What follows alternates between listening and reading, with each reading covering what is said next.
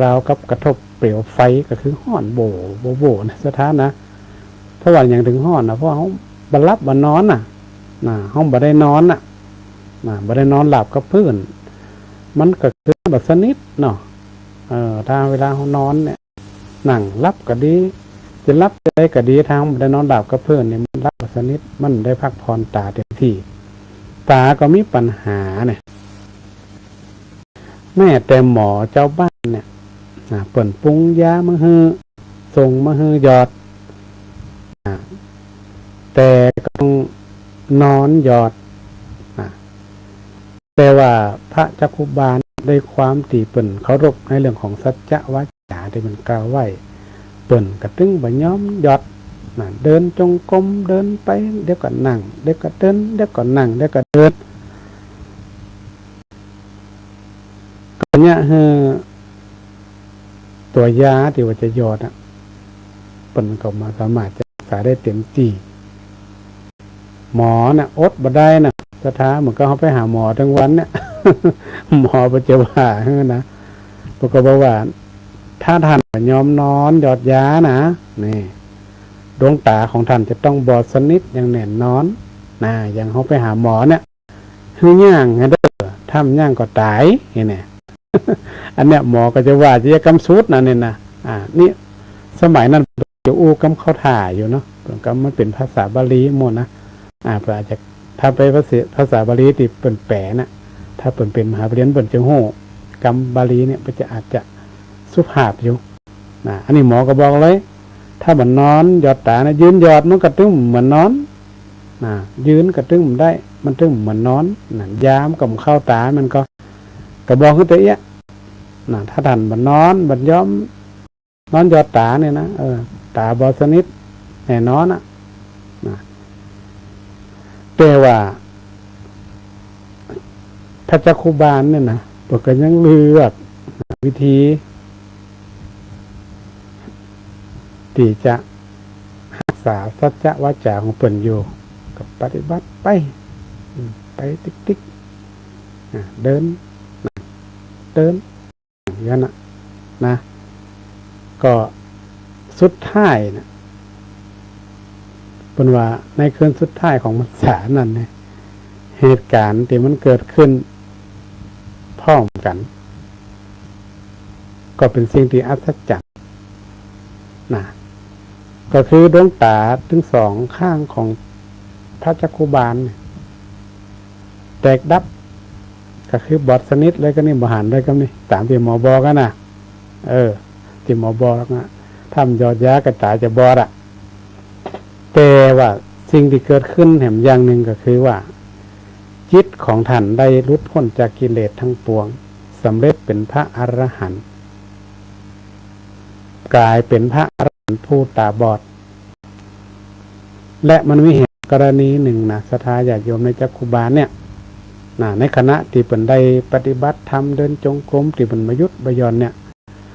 ปรากฏว่าเท้าของท่านเนี่ยไปเหยียบใส่เล็กสัตว์แมลงเล็กๆน้อยๆเนี่ยคือตายพ่องหมู่ภิกษุทั้งหลายหันใส่ก็ว่าไอ้อย่างจะได้เนี่ยพระจักคุบาลปฏิบัติธรรมเดินจงกรมอยู่ไปย่ำใส่สัตว์ตายเกียนกาดเหี่ยเบ้ออีเนาะลังเนี่ยอีบดีก้าเนี่ยก็ไปฟ้องพระพุทธเจ้าไปฟ้องพระพุทธเจ้าพระเจ้าก็บอกว่ามันเป็นบาพิษเพราะตาเป็นบอดเป็นแบบมีเจตนาที่จะหย่ำสัตว์เล็กสัตว์น้อยอันนี้ก็คือเรื่องของเจตนาเดี๋ยวก็จะไปขยายความสถานอย่างกับเจตนาปรากฏว่าการที่พระจักคุบาลเนี่ยย่ำสัตว์ตายแต่บรรลุธรรมได้มันก็มีข้อขัดแย้งแต่นี้แต่พุทธองค์บอกว่าเจตนาเจตนาของเปิ่นบ่มีก็เลยเนี่ยคือภิกษุนั่นกำนิอยู่แต่เปิ่นว่ามีเจตนาแต่ถามว่า นี่อย่างเปิ่นตาบอดอย่างตาบอดก็เพราะว่ากรรมวิบากเนี่ยนะเขาพูดถึงเรื่องกรรมนั่นเนอะสถาญาติโยมทั้งหลายว่าในอดีตน่ะเปิ่นไปเนี่ยอย่างม้าตาถึงบอด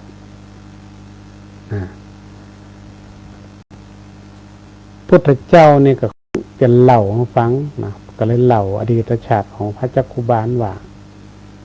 ในอดีตชาติเนี่ยจักคุบาลเนี่ยเพิ่นเคยเป็นหมอรักษาดวงตาโอ้เป็นหมอตานะในสมัยปัจจุบันนะคือเป็นหมอตาเป็นหมอที่เก่งมีความรู้ความสามารถมีความเชี่ยวชาญเขาว่าหมอสมัยนั้นเนี่ยลองคิดว่าโอ้จะเก่งขนาดไหนในการที่รักษาตาได้นะแต่ก็มันมีเหตุว่ามีแม่หญิงอยากจนคนหนึ่งตาผัวตาหมอตามเคยดีมเคยหันเนี่ยนะเข้ามาให้เปิ่นช่วยรักษาแต่ว่าแม่หญิงคนนี้เนี่ยก็คิดว่าอาจจะเป็นคนที่ฐานะเพราะใครดีในสมัยนั้นนะก็บอกว่าทางหมอช่วยรักษาได้เนี่ยก็จะสัญญาว่าถ้าท่านหมอรักษาตาหายแล้วกลับมาหันได้ตามปกติว่าตัวเก่าและลูกๆเนี่ยจะยอมเป็นทาสรับใช้ของท่านไปตลอดชีวิต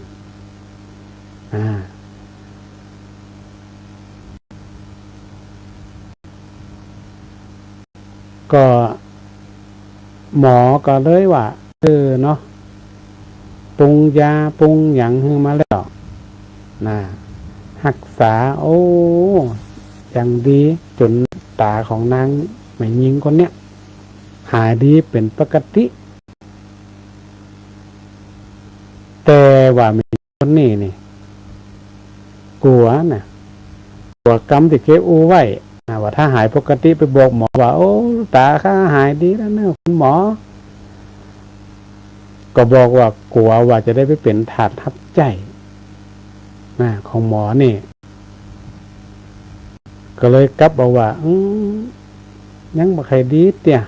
หายดีเตี่ยไอ้กะไปจุหมอเพิ่นเนาะหมอปะละนี่ก็เลยด้วยความที่อาจจะมีความโมโหโคตรน้อยเนี่ยเนาะนี่จะได้ในอูแล้วกับคำนี่นะเบลอีแม่บัดสื่อสัตว์ต่อกัน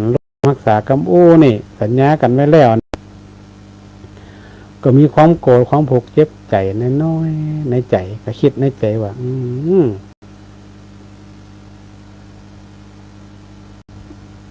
ถ้าในเมื่อเธอเนี่ยเขาเนี่ยจุเขาอีเนาะในเมื่อมาใครตาบอดอันเขาก็ย่างมันตาบอดไปเลยอย่างเงี้ยประหมอนี่นะเขาเลยจัดเอาเหมือนกันในหมอเนี่ยก็เอาอันเขาก็บอดไปเลยนะหมอก็เลยเนี่ยหมอปาละเนี่ยนะในอดีตชาติของพระจักคุบาลเนี่ยก็เลยปรุงยาขึ้นใหม่กะแต่ยาเนี่ยมันเป็นยาตรงกันข้ามกับอันแรกนะอันนี้เป็นยาที่มีฤทธิ์ทำลายประสาทตาแล้วก็บอกคือนางเนี่ยเอาไปหยอดแถมไม่แล้วมันจะได้มันบ่หายนะเพื่อผลโหเลยนางจุเนาะก็เนี่ยตาของแม่หญิงคนเนี่ยบอดสนิทในทันทีอันเนี้ยสถาญาติโยมทั้งหลายมันเป็นผลกรรมของพระจักคุบาล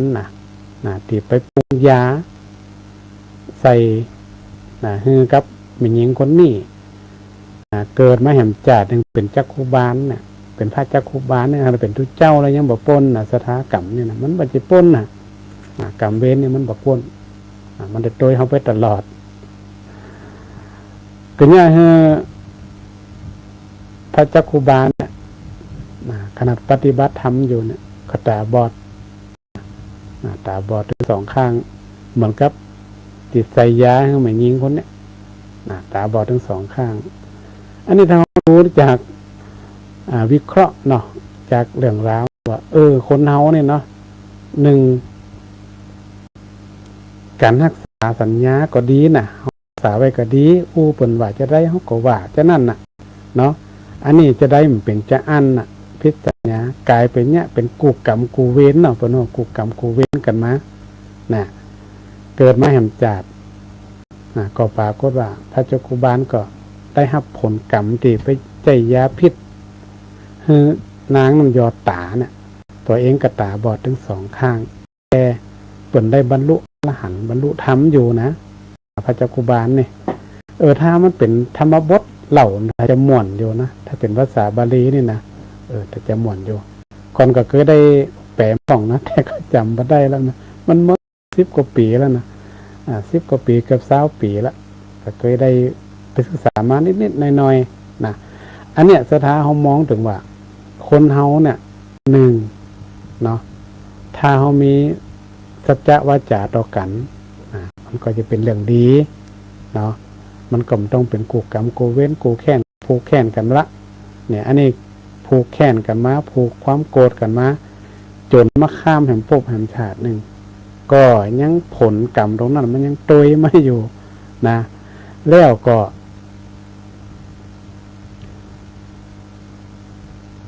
การที่เขาโกรธเขาเกลียดเนี่ยนะครับหมอนะจัดก่อนของพระจักคุบาลเนี่ยที่เป็นหมอเนี่ยถ้าบ่มีความโกรธความเกลียดขณะนั้นนี่นะมันก็บ่ได้ทำพิษก็ไม่ได้ทำพิษอันนี้เขามองถึงสองท่านนะว่าหญิงคนนี้เนี่ยถ้ามีสัจจะมีวาจาที่มีความสื่อสัตย์รักษาสัญญา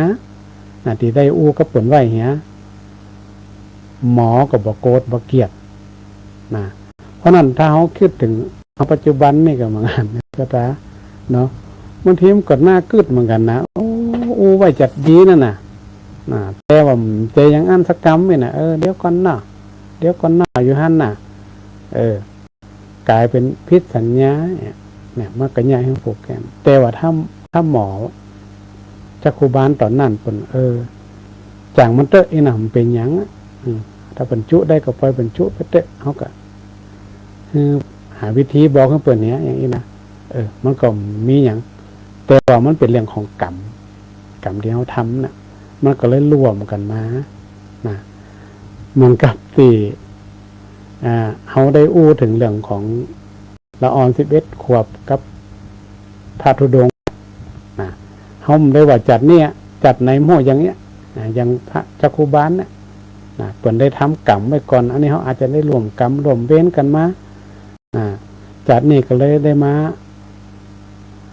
มีเหตุที่มันสลดหดหู่เกิดขึ้นเนี่ยสตา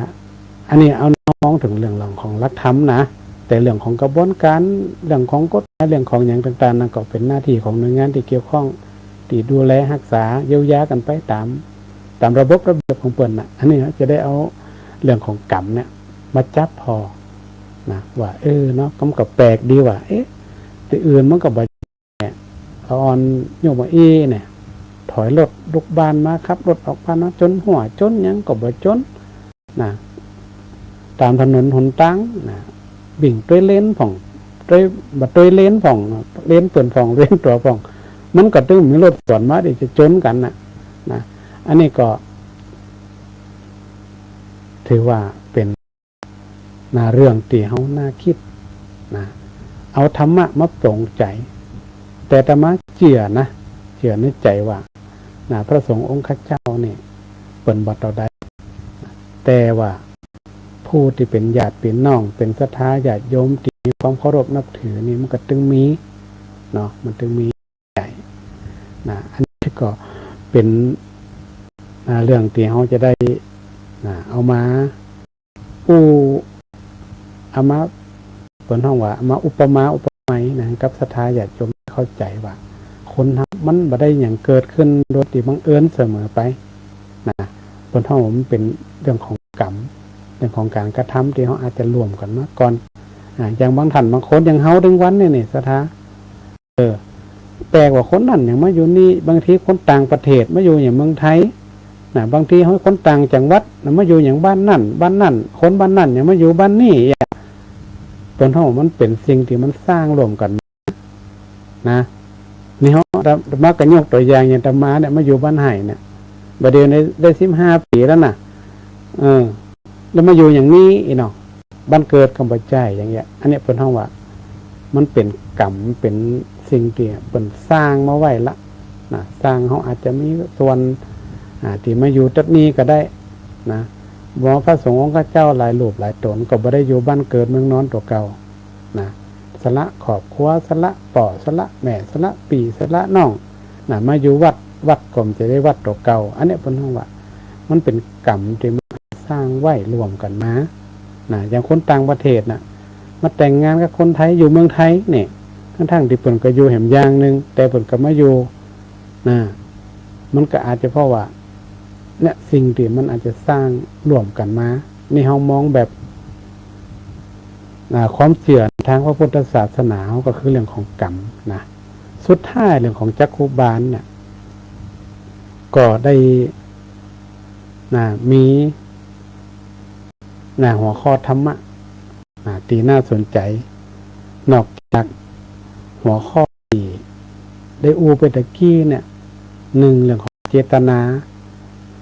เรื่องของการรักษาสัจจะวาจาอันเรื่องของความโกรธความผูกความขะแค้นอย่างกันต่างๆเนี่ยผูกแค้นผูกอะไรอย่างกันเนี่ยนะเขาพอแล้วมันก็เป็นเรื่องที่น่าคิดพิจารณาเขามานึกถึงคนเขาปัจจุบันเรามาเทียบพอเนี่ยนะเขาก็ว่าถ้ามันอันยังกระจ่างแต่ถ้ามันบันนักบันนังบันนักบันนวงลงไปเนี่ยเขาก็ว่ามันเป็นยังเนาะเอาไปให้กันเหียนะเขาจะไปติดไปขำอยู่ นะมันจะไปตัวแหมพบแหมจัดเนี่ยเขามันไม่จริงหัวนะแต่ว่าในเรื่องเนี่ยเล่าไว้มันมีธรรมบทมีชาดกมีอย่างเรื่องต่างๆแม้แต่พระพุทธเจ้าเองก็มีกูกรรมกันก็คือเทวทัตศรัทธาญาติโยมก็จะหันเทวทัตครับพระพุทธเจ้าเนี่ยนะมันคล้ายๆก็ว่าคล้ายๆก็เป็นลูกพี่ลูกน้องกันนะถ้าเขาตามแบบคนบ้านนี่นะเป็นญาติกันนะเป็นกูรักกูแค้นกันไปที่ไหนก็มีเนี่ยตลอดนะมีนี่ตลอดแต่มีคัดมีอย่างกันตลอดก็คือเทวทัตนี่แหละแต่สุดท้ายมาเขาก็สาบก็โดนเทวอันธรณีสูบไปเหี่ยเทวทัตอันนี้ตามประวัติคือเปิ่นก็จะเทียบเพื่อเขาหันว่าเนาะกรรมดีกรรมชั่วมันเป็นจะได้มันมีความเกี่ยวพันเกี่ยวข้องกันจะได้กรรมเนี่ยแต่เขาก็มาดีไปเจียเรื่องกรรมมัดทุกสิ่งทุกอย่างเจียแต่ส่วนมากคนเขาจะมาตัดท่อตัดคือมันจบคือมันง่ายๆแล้วมันเป็นกรรมเป็นเวรเนาะมันก็สบายใจนะมันเป็นกรรมเป็นเวรของเปิ่นเนาะมันก็สบายใจดีนะแต่ถ้าเขามองเขาจะไปให้มันเสี่ยงทุกสิ่งทุกอย่างก็จะให้มันเสี่ยงกรรมก็เป็นส่วนหนึ่งเนาะกรรมก็คือการกระทำนั่นมันส่วนหนึ่งละแต่จริงผลจะได้เนี่ยเขาก็มาดูเนี่ยเนาะเขาก็น่าคิดนะเรื่องนี้อาจจะมีคนคิดหรืออาจจะมีคนคิดก็ได้ที่ข่าวที่เขาลงกันเนี่ยนะบางคนก็ไปทำอย่างนั้นอย่างนี้แต่เขามาคิดว่านี่อย่างมันประจนเนี่ยติดดานก็มีแท่งอะไรอย่างแดงๆนั่นนะเกิดจัดนักมันก็ประจดเนี่ยมาจนตัวเจ้าแผ่อยู่ข้างตางแผ่เปิ่นก็อยู่ในนอกสุดปุ่นน่ะมาทะลุทับฟังแผ่เนี่ยอันเนี้ยก็เป็นเรื่องราวที่ใหญ่โตโมโหลานศรัทธาญาติโยมทั้งหลายก็คงจะได้หู้ได้รับทราบเรื่องราวต่างๆเกิดขึ้นหน่วยงานที่เกี่ยวข้องหน่วยงานก็จะต้องมาดูแลเนาะถามว่าเจ้าเป็นทุดงได้ก่อนมันเหมือนได้นะมันเป็นกิจมันเป็นข้อปฏิบัติข้อหนึ่งเนี่ยที่พระสงฆ์เป็นความต้องการอยากจะจาริกต่างๆเนี่ยมันก็เป็นการปฏิบัติธรรมอย่างหนึ่งแหละนะที่เขาหันบ้าน ระสงฆ์ตั้งพระสงฆ์ไทยเขาไปเดินสหรัฐอเมริกานะก็เป็นจาริกอย่างหนึ่งแต่นั้นเป็นมีวัตถุประสงค์แต่ว่าอันนี้ก็ไม่ต้องมีวัตถุประสงค์เป็นในการจาริกนะเพราะฉะนั้นเนี่ยการทุดงเนี่ยมันเป็นปกตินะมันเป็นการปฏิบัติอย่างหนึ่งของพระสงฆ์เป็นนะอันนั้นก็เป็นกระบวนการในการอู้กันจากันเนาะแต่เขาก็ไม่ได้ไปอู้ถึงขนาดนั้นนะอู้ถึงธรรมะและอันหนึ่งก็คือเรื่องของการเจตนานี่เจตนาก็สำคัญสถาเนี่ยอย่างก็จ้างเถอะนะเนี่ยอย่างก็จ้างมันอยู่ที่เจตนาตั้งใจก็นะเขาตั้งใจทำก็ถ้าเขามีเจตนาเนี่ยอย่างกับนะพระเจ้าโคบานที่ไปหย่ำแมลงเล็กๆน้อยๆที่ตายเนี่ยนะอันนี้ขนาดมีเจตนานะมีเจตนาเพราะตายเป็นบอดเนาะมีเจตนาก็เนี่ยคือน้อยตายเนี่ยไปถามพระเจ้าว่าบนมหาบนมีเจตนาทุกสิ่งทุกอย่างถ้าเขาบอกเจตนาที่จะไปทำร้ายภัยมีเจตนาจะไปด่าไปว่าภัยเนี่ยเจตนามันต้องมาก่อนนะนี่ในเรื่องของศีลห้านี่ก็เหมือนกันเนี่ยไปอ่านพอศึกษาพอเนี่ยมันก็เรื่องของเจตนาต้องเป็นดับหนึ่งอย่างฆ่าสัตว์เนี่ยอย่างที่ว่าพระเจ้ากุบาลไปหย่ำเนี่ยเจตนาเปิ่นบ่มีเจตนาจะไปทำอย่างขับรถไปจนเนี่ยสถาเปิ่นก็มีเจตนาที่จะไปจนละถ้าตามลักนะตามลักของทางพุทธศาสนาก็เรื่องเจตนาเนี่ยเป็นอันดับแรกจนมีบาลีบทหนึ่งที่อยู่ในธรรมบทที่ถือว่าเป็นบาลีที่มีความสำคัญพระสงฆ์องค์ข้าเจ้านี่จะนำไปใจปล่อยที่สุดเพราะว่ามันเป็นเรื่องแรกแต่เป็นบาลีที่มันเกี่ยวกับเรื่องใจเนาะที่ว่าโนบุพังขมาธรรมาทำทั้งหลายมีใจเป็นหัวหน้ามโนเศรษฐามโนมยามีใจเป็นใหญ่สำเร็จได้ด้วยใจว่าบ่หมดแล้วนะเอาสองกลมไปละนะก็หมายความว่าใจนี่มันเป็นใหญ่ใจนี่มันเป็นหัวหน้าเป็นผู้นำทุกอย่างใจเนี่ยนะมันเป็นหัวหน้ามันเป็นผู้นำสำเร็จอย่างก็ด้วยใจทั้งนั้นนะจะสำเร็จก็ด้วยใจเหมือนเขาก็จะทำอย่างสักอย่างเนี่ยเขาต้องใจเขาหักนะการเทศการบรรยายร้องใจมากเราประมาณนี่ต้องชวนแต่ในตึ้งหมาตัวเจ้าปีตัวเอาพระอาจารย์ไปบรรยายกำล้อไปเทศกำล้อนะถ้าใจผลมานะก็ตึ้งเมาแต่น้อยนะแสดงว่าใจมาถ้าว่าไปก็ไปนะอันนี้ใจมาแล้วเนี่ยไปหันไปนี่ถ้าว่าไปเดี๋ยวก่อนนอพอก่อนนอเนี่ยแสดงว่าใจบ่มาอันนี้ทุกสิ่งทุกอย่างมีใจเป็นหัวหน้าใจเป็นหัวหน้าแล้วก็ใจนี่ก็เป็นใหญ่แล้วก็สำเร็จด้วยใจทุกสิ่งทุกอย่างก็สำเร็จด้วยใจเพราะใจมันต้องเกิดก่อนหรอกใจมันต้องไปก่อนใจไปแล้วก็เกิดแล้วก็ลองปฏิบัติอันนี้ก็จะเป็นบาลีที่มีในเรื่องของจักขุบาลความจริงแล้วเนี่ยไอ้ของจักขุบาลเนี่ยมันเป็นธรรมบทมันเป็นภาษาบาลีทั้งนั้นนะพระอาจารย์พระมหาทั้งหลายเนี่ยมันก็จะหู้ดีอยู่ละอย่างนี้นะมันเป็นเรื่องแรกเป็นเรื่องที่สำคัญแล้วก็ธรรมะบทนี้ก็จะนำมาใจบ่อยมาใจบรรยายมาใจเทศอย่างบ่อยนะดังนั้นเขาท่านทั้งหลายเนี่ยได้ยินเรื่องของเจตนาก็ดีการรักษาสัญญากำอูกำจ๋าสัจจะเนี่ยมันมีความสำคัญนะกำอูเนี่ยถ้ามันอยู่ที่เฮาเนี่ยนะเฮาเป็นเจ้านายมันนะกำอูนี่นะแต่ถ้าเฮาอูออกไปแล้วเนี่ยมันเป็นเจ้านายเฮานะถ้าเฮาบอกปฏิบัติตามที่เฮาอูออกไปเนี่ยเป็นเรื่องเป็นราวแล้วนะเดี๋ยวหักปากว่าจะฮื้อเนอะจะฮื้อนั่นฮื้อนี่มือสักกรรมนะมันก็ถือว่าเป็นการพิษกำโอกำจ่าพิษสัญญา สัจจะวาจาเนี่ยมันมีความสำคัญนะธรรมะเรื่องของสัจจะวาจามันมีอยู่ในหลายข้อหลายตีหลายแห่งนะถือว่าเป็นหลักธรรมที่มีความสำคัญเนี่ยให้คนไว้ใจนะแม้แต่ในศีลมีศีลห้าเนี่ยนะก็มีความสำคัญเป็นอย่างยิ่งการอู้การจาเนาะของคนเฮาเนี่ยนะก็ถือว่า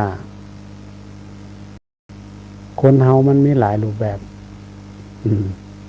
โอ้นี่สำคัญนะมันยังเขาเสียนะถ้าโอ้แบบมีสัจจะมีว่ามีกรรมที่เขาจะรักษาไว้ได้นะรักษากรรมโอ้เขาได้นะมันยังเขาเสียความเชื่อมั่นคนต่อไปคนก็มั่นใจ มั่นใจแล้วนะอันนี้เขามาฟังเรื่องของจะเป็นธรรมบทก็ดีจะเป็นชาดกก็ดีในสถานมีธรรมะมีหัวข้อธรรมที่อยู่ในหันเนี่ยเขาก็ต้องมาพิจารณาถึงปัจจุบันเลย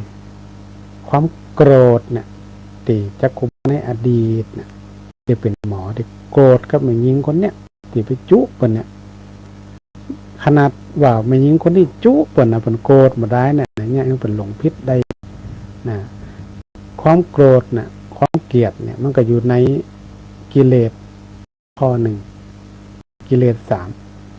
ความโลภความโกรธความหลงโกรธนี่บัดนี้บางคนนี่ก็โกรธอันยังเป็นไว้ก็โคตรตรงเดียวนะโกรธเกลียดแล้วก็ผูกใจเจ็บนะบางคนเนี่ยเพราะนั้นเราต้องรู้จักระมัดระวังสิ่งเหล่านี้โกรธหนักกับบัดนี้เดี๋ยวคนกับโอ้ด้วยละต้องโอ้